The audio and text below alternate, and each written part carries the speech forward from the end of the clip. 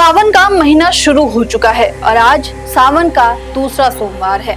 इस पवित्र महीने में हर तरफ भगवान शिव के जयकारों की गूंज सुनाई दे रही है। सड़कों पर केसरिया रंग के कपड़े पहने, कांधों पर गंगा जल से भरी कांवड़ लिए नंगे पांव चलते हुए लाखों शिव भक्त अपनी आस्था और तपस्या का अनूठा प्रदर्शन कर रहे हैं। जी हाँ, हम बात कर रहे हैं कांवड़ यात्रा की, जो न केवल एक धार्मिक परंपरा है बल्कि भारत की सांस्कृतिक और सामाजिक एकता का जीवंत प्रतीक भी है।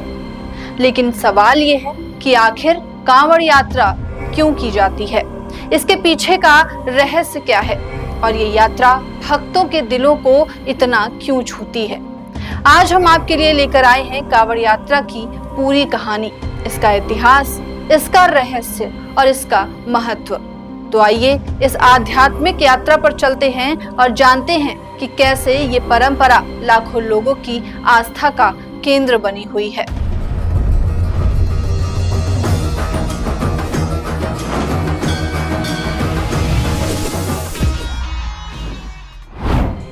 कांवड़ यात्रा का आध्यात्मिक महत्व। सावन का महीना भगवान शिव को समर्पित है। इस महीने में शिव भक्त अपने आराध्य को प्रसन्न करने के लिए विशेष पूजा अर्चना करते हैं। लेकिन इन सबके बीच कांवड़ यात्रा का एक ऐसी परंपरा है जो भक्ति, तप और समर्पण का अनूठा संगम है। कांवड़ यात्रा में शिव भक्त पवित्र नदियों, खासकर गंगा से जल लेकर सैकड़ों किलोमीटर की पैदल यात्रा करते हैं और अपने क्षेत्र के शिव मंदिरों में शिवलिंग पर जलाभिषेक करते हैं। ये यात्रा केवल धार्मिक अनुष्ठान नहीं बल्कि एक आंतरिक शुद्धि और आत्मिक जागरण की प्रक्रिया भी है। कांवड़ यात्रा का नाम कांवड़ शब्द से आता है, जो संस्कृत के काम्बट से लिया गया है। ये एक बांस की लकड़ी होती है जिसके दोनों सिरों पर गंगा जल से भरे कलश टंगे होते हैं। इसे कंधे पर रखकर भक्त पैदल चलते हैं और इस दौरान कांवड़ को जमीन पर नहीं रखा जाता, क्योंकि ये गंगा जल की पवित्रता का प्रतीक है। लेकिन ये यात्रा के पीछे की कहानी क्या है, आइए पहले इसके ऐतिहासिक और पौराणिक मूलों को समझते हैं। कांवड़ यात्रा का इतिहास और पौराणिक कथाएं। कांवड़ यात्रा का इतिहास हजारों साल पुराना है और इसकी जड़ें हिंदू पुराणों में गहराई तक समाई हुई है। इस यात्रा की शुरुआत को लेकर कई पौराणिक कथाएं प्रचलित हैं जो इसे और भी रहस्यमयी और आकर्षण बनाती हैं। समुद्र मंथन और भगवान शिव का विषपान। सबसे प्रचलित कथा समुद्र मंथन से जुड़ी है। हिंदू पुराणों के अनुसार जब देवताओं और असुरों ने मिलकर समुद्र मंथन किया तो उसमें से अमृत से पहले हलाहल नामक भयंकर विष निकला। यह विष इतना शक्तिशाली था कि यह संपूर्ण सृष्टि को नष्ट कर सकता था। उस समय भगवान शिव ने सृष्टि की रक्षा के लिए इस विष को अपने कंठ में धारण किया, जिसके कारण उनका कंठ नीला पड़ गया और वे नीलकंठ कहलाने लगे। लेकिन इस विष के प्रभाव से उनके शरीर में जलन होने लगी। इस जलन को शांत करने के लिए देवताओं और ऋषियों ने गंगा जल से शिव का जलाभिषेक किया। कहा जाता है कि गंगा जल की शीतलता ने शिव को राहत दी और तभी से गंगा जल से शिवलिंग का अभिषेक करने की परंपरा शुरू हो गई। कुछ मान्यताओं के अनुसार लंकापति रावण, जो शिव के परम भक्त थे, उसने भी कांवड़ में गंगा जल लाकर पूरा महादेव मंदिर में शिव का जलाभिषेक किया। ये कथा रावण को पहला कांवड़िया मानती है। भगवान परशुराम और पहली कांवड़ यात्रा। एक अन्य मान्यता के अनुसार कांवड़ यात्रा की शुरुआत भगवान परशुराम ने भी की थी। परशुराम, जो भगवान विष्णु के अवतार और शिव के परम भक्त थे, उन्होंने गढ़मुक्तेश्वर से गंगा जल लाकर बागपत के पूरा महादेव मंदिर में शिवलिंग का जलाभिषेक किया। ये परंपरा सावन मास में शुरू हुई और तब से लाखों भक्त इस परंपरा को निभा रहे हैं। श्रवण कुमार और माता पिता की सेवा। कांवड़ यात्रा की एक और कथा त्रेता युग के श्रवण कुमार से जुड़ी है।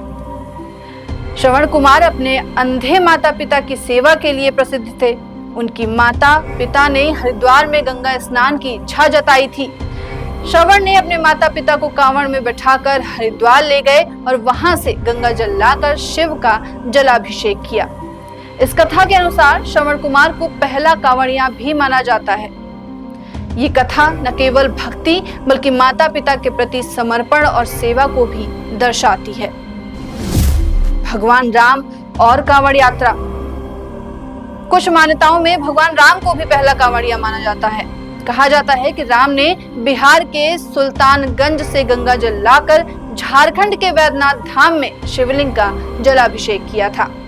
ये कथा कांवड़ यात्रा को रामायण काल से जोड़ती है और इसे और भी पवित्र बनाती है। इन सभी कथाओं से एक बात तो स्पष्ट होती है कि कांवड़ यात्रा केवल एक धार्मिक अनुष्ठान नहीं है, बल्कि भक्ति, तप और सेवा का भी प्रतीक है। ये यात्रा भक्तों को अपने भीतर की नकारात्मक शक्तियों से मुक्ति दिलाने और शिव की कृपा प्राप्त करने का माध्यम बनाती है। कांवड़ यात्रा का रहस्य, आध्यात्मिक और वैज्ञानिक दृष्टिकोण। कांवड़ यात्रा केवल एक धार्मिक परंपरा ही नहीं, बल्कि इसमें गहरे आध्यात्मिक और वैज्ञानिक रहस्य भी छिपे हैं। तो आइए इसे समझने की हम कोशिश करते हैं। आध्यात्मिक रहस्य। कांवड़ यात्रा को योग की प्रतीकात्मक यात्रा भी माना जाता है। कांवड़ की संरचना बांस की लकड़ी और उनके दोनों सिरों पर टंगे जलपात्र, इंडा, पिंगला और सुषुम्ना नाड़ियों का प्रतीक है। ये यात्रा भक्त के भीतर की आंतरिक शुद्धि और संतुलन को दर्शाती है।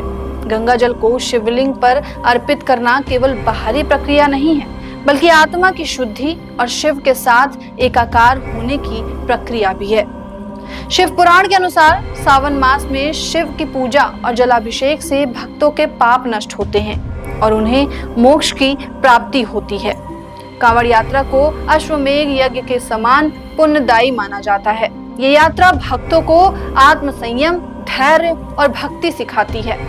वैज्ञानिक दृष्टिकोण। कांवड़ यात्रा का वैज्ञानिक महत्व भी कम नहीं है। ये यात्रा जल संरक्षण और पर्यावरण के प्रति जागरूकता का संदेश भी देती है। गंगा जल और अन्य पवित्र नदियों से जल लेना और उसे सैकड़ों किलोमीटर तक ले जाना जल की महत्वता को दर्शाता है। ये परंपरा हमें ये सिखाती है कि जल जीवन का आधार है और इसे संरक्षित करना हमारा कर्तव्य है। इसके अलावा पैदल यात्रा और नंगे पांव चलना शारीरिक और मानसिक स्वास्थ्य के लिए लाभकारी है। ये तनाव को कम करता है, सहन शक्ति बढ़ाता है और एक तरह से ध्यान का रूप है।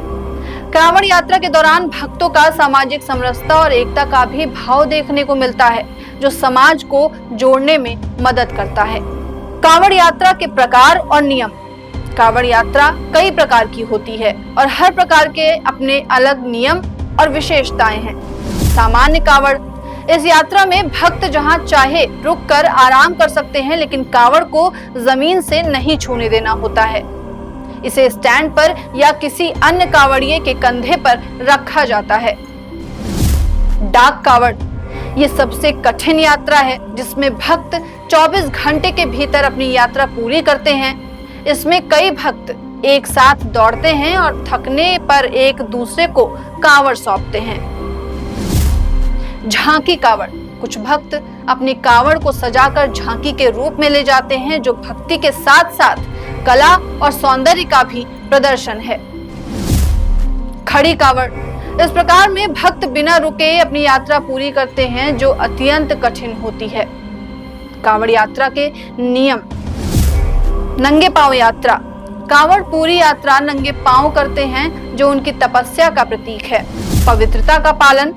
यात्रा के दौरान मांसाहार, शराब या किसी भी प्रकार के नशे का सेवन वर्जित होता है। कांवड़ की पवित्रता। कांवड़ को जमीन पर नहीं रखा जाता, इसे पेड़, स्टैंड या किसी अन्य भक्त के कंधे पर रख दिया जाता है। आचरण। भक्तों को अपशब्द से बचना होता है और साधु की तरह संयमित जीवन जीना होता है। स्नान। गंगा जल को छूने से पहले स्नान अनिवार्य है। कांवड़ यात्रा का सामाजिक और सांस्कृतिक महत्व। कांवड़ यात्रा केवल धार्मिक आयोजन नहीं है, बल्कि सामाजिक एकता और सांस्कृतिक विरासत का प्रतीक भी है। इस दौरान विभिन्न समुदायों के लोग एक साथ आते हैं और एक दूसरे की मदद करते हैं। सड़कों पर भक्तों के लिए भोजन, पानी और विश्राम की व्यवस्था सामाजिक संगठनों और स्थानीय लोगों द्वारा की जाती है। ये परंपरा समाज में सेवा और सहयोग की भावना को बढ़ावा देती है। इसके अलावा कांवड़ यात्रा भारत की सांस्कृतिक विविधता को भी दर्शाती है। हरिद्वार, गंगोत्री, सुल्तानगंज और अन्य स्थानों से शुरू होने वाली ये यात्रा देश के विभिन्न हिस्सों को जोड़ती है।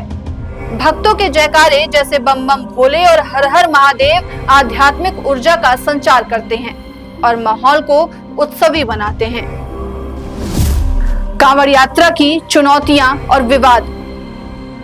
हाल के वर्षों में कांवड़ यात्रा को लेकर कुछ विवाद भी सामने आए हैं। कुछ स्थानों पर कांवड़ियों के असहमित व्यवहार और हिंसक घटनाओं की खबरें सामने आई हैं, जिसके कारण इस यात्रा की छवि पर सवाल भी उठे हैं। लेकिन हमें यह समझना होगा कि कांवड़ यात्रा का मूल उद्देश्य शांति, भक्ति और एकता है। प्रशासन और सामाजिक संगठनों को मिलकर ऐसी घटनाओं को रोकने के लिए कदम उठाने चाहिए। साथ ही कांवड़ यात्रा के दौरान यातायात और भीड़ प्रबंधन एक बड़ी चुनौती है। सरकार और पुलिस द्वारा ड्रोन, सीसीटीवी और अन्य तकनीकों का उपयोग कर भीड़ को नियंत्रित करने की कोशिश की जाती है। कांवड़ यात्रा केवल एक धार्मिक यात्रा नहीं है, बल्कि जीवन का एक दर्शन है।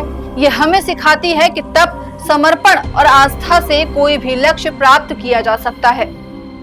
ये यात्रा हमें प्रकृति के प्रति सम्मान, जल संरक्षण और सामाजिक एकता का महत्व भी सिखाती है।